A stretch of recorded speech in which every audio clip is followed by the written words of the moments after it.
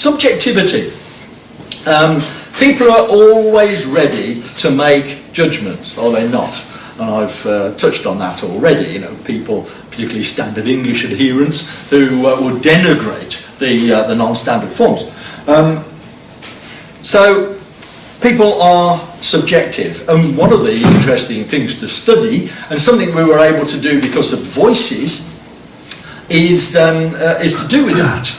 And there is a whole area of dialectology which called perceptual dialectology, where you are looking at people's perceptions of the way people speak and so on, and often being very judgmental about it. Just one little bit, in the BBC Voices project, we asked people to come up with their favourite and least favourite accents, particularly. And it varies depending on what the question you're asking. People don't have a particular hate and a particular like.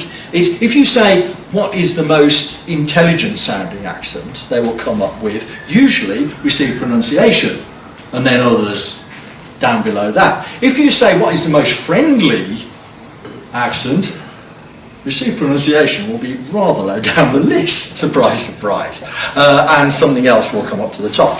And one of the questions, I have to say this one of the questions was fanciability. Okay, we put a fanciability question in there just to lighten the load a little bit. And I've got to tell you these. Right, and it goes like this.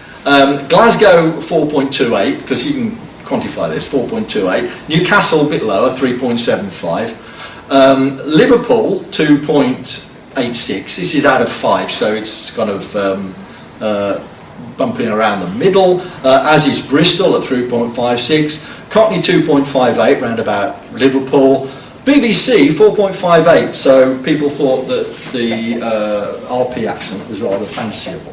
You know, presumably because they thought that the people who spoke it were, you know, okay, quite well oiled, well heeled, and so they were worth cuddling up to. But Birmingham 1.94. Right, so we're down the bottom of the heap as far as that is concerned. We did quite well on friendliness, which was nice. Okay, I've got proof here. The proof was that Scottish accents generally came out well, and when they were asked to name people who had a very fanciable accent, Sean Connery was at the top of the pile. Right. So I mean, how much that was to do with his speech, and how much that was to do with James Bond, don't know. Okay. My next S, I'm getting towards the end of my S, is estuary English. Be of good cheer. We get a lot, don't we, about how southeastern speech is sweeping the country, and everybody else is going to be speaking like people in the southeast, just round the corner. In fact, last week, I think it was, I had a call from the radio asking about this, because one of my colleagues in another university had come up with the pronouncement that by 2050 we would all be speaking like people in London. And estuary English was a fairly early manifestation of this back in the 80s. Most recently we've had multicultural London English being researched and pronouncements made about that too.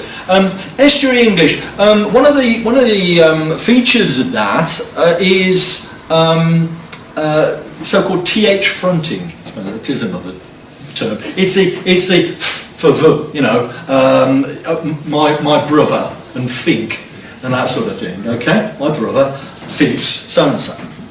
That feature.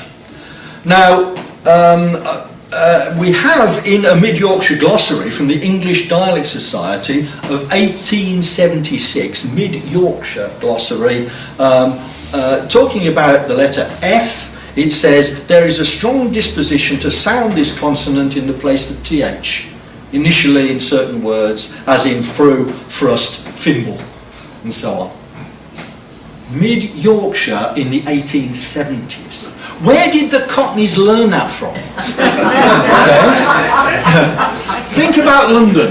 It sucks people in, right? And it doesn't export people, it sucks people in, it learns from people. Again, another colleague wrote a paper talking about the influence of the music hall sending out, these forms around the country. Most of the music hall performers, I would maintain, were northerners. Right? They came into London to earn their crust. They did not go out. They were not Londoners going out. So be of good cheer, as I say. I think rumours of the demise of non-standard speech from outside London are greatly exaggerated. Self. The last one. Ultimately, and this follows on quite well from that, ultimately we speak as we want to speak. We speak as we think is fitting. So we're going to stick to the speech which suits us and which suits our situation, and not just our single situation, but our situation as it goes on from day to day, and indeed as it changes during the day, depending on who we're interacting with, how we want to project ourselves, and so on. R.B. LePage had a theory of acts of identity. Don't need to remember that, just remember uniformitarian principle, and you're well set on. But the theory of acts of identity says this: each individual creates the systems for his verbal behaviour so that they shall resemble those of the group or groups with which from time to time he may wish to be identified. I'll read that again. It's quite simple and profound at the same time, I think. Each individual creates the systems for his verbal behaviour so that they shall resemble those of the group or groups with which from time to time, my emphasis there, from time to time he may wish to be identified. And if we think about our own delivery, that's actually the case, is it not?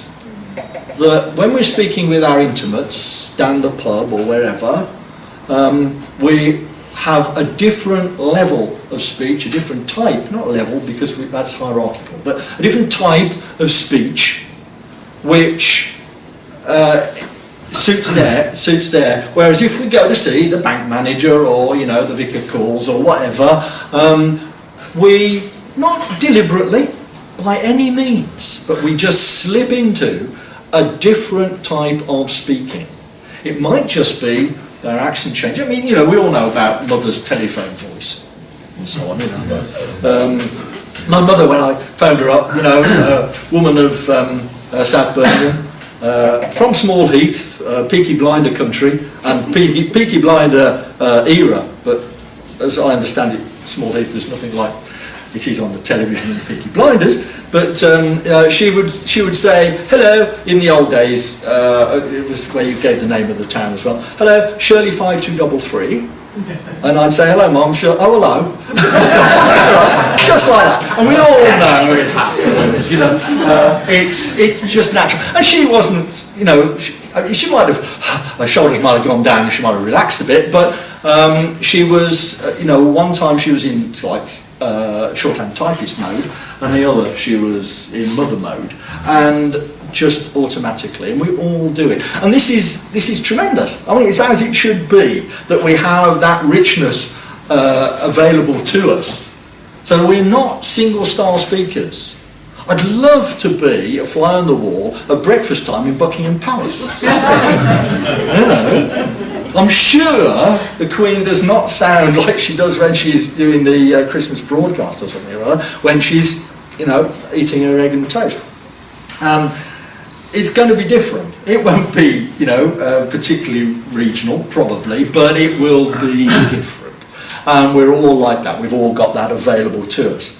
So, that's it really, a load of S's. I'll just recap what they were, and but not repeat them.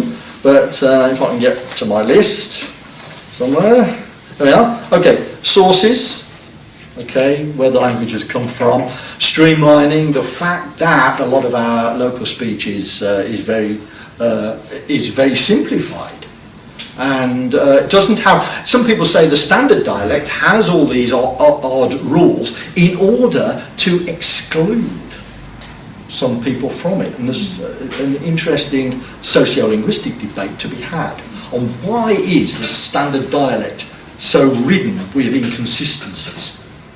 I mean, it's arguable that the elite in society want to keep those positions for themselves, and it's more difficult for other people to progress unless they've learnt the abstruse rules.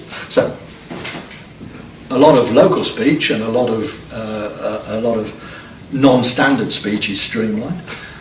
Situation, location of things, there's a societal element to it too. People are subjective. Rumours of estuary English are seriously exaggerated, and self. That's what it comes down to, I think, isn't it? What our speech means to us, and the way we use it ourselves. And really, I hand it over, I suppose, to all of you to take that on and to be discussing the situational element, the locations from which we've all come, but also what the language means to us ourselves. Thank you very much.